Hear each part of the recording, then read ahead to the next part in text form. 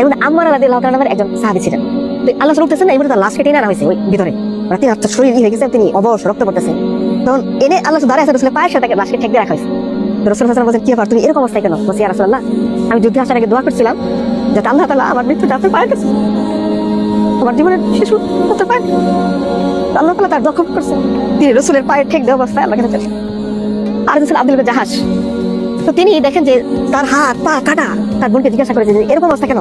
তখন তার সঙ্গে বলতে, শোনো, আমি তার সাথে ওই লাইনে দাঁড়িয়েছিলাম, তখন রাসূলুল্লাহ সাল্লাল্লাহু আলাইহি ওয়াসাল্লাম এই বাহিনীকে দাঁড় করালেন। আব্দুল ইবনে জাহাশ যেটা আল্লাহর কাছে হাত তুলে দোয়া করতেছে, আমরা কি বলতে, আল্লাহ একটু বাঁচায় নিয়ে যাও, বকুল আমার আছে, ব্যবসা বাণিজ্য রেখে আসছি, বকুল আমার আছে, দেখবো।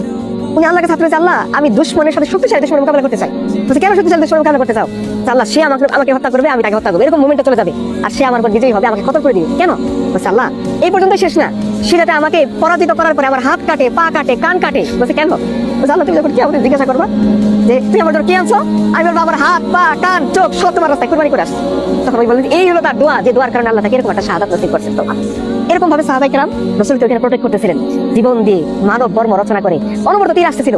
আর সে পতাকা ছিল আমাদের প্রিন্স বনি আব্দিদার গোত্রের নেতা সে মুসাইব ইবনে উমাইরের হাতে, ইবনে কামিয়া এসে তাকে কত করে দিয়েছে। তো এমন ক্রিটিক্যাল মোমেন্ট, সাহাবায়ে কেরাম ছিন্ন বিচ্ছিন্ন, ওইখানে মতো 9 জন সাহাবী 7 জনই শহীদ হয়ে গেছেন, মাত্র 2 জন আছেন। এই মুহূর্তে বন্ধুরা বুঝবেন, একজন মহিলা সাহাবী পাহাড়ের উপর দাঁড়াইছিলেন, পানি খাওয়াচ্ছিলেন এদেরকে সাহাবায়ে কেরাম, তার নাম ছিল নুসাইবা বিনত কাব উম্মে উমার রাদিয়াল্লাহু আনহা।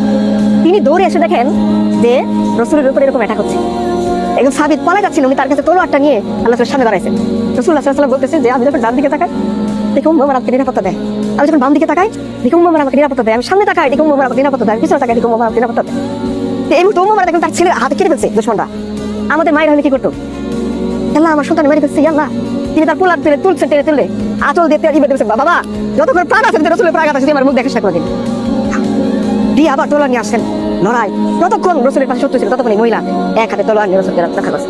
রাসূল সাল্লাল্লাহু আলাইহি ওয়াসাল্লাম জিজ্ঞাসা করছেন, তুমি কি চাও? এতগুলো পুরুষ ছিন্ন বিচ্ছিন্ন হয়ে গেল, নিজের মহিলা তুমি কি চাও? বলছি, ইয়া রাসূলুল্লাহ আপনি জানেন জানেন এই বলছে। রাসূলুল্লাহ সাল্লাল্লাহু আলাইহি ওয়াসাল্লাম তার এই কুরবানিতে খুব খুশি হয়েছে।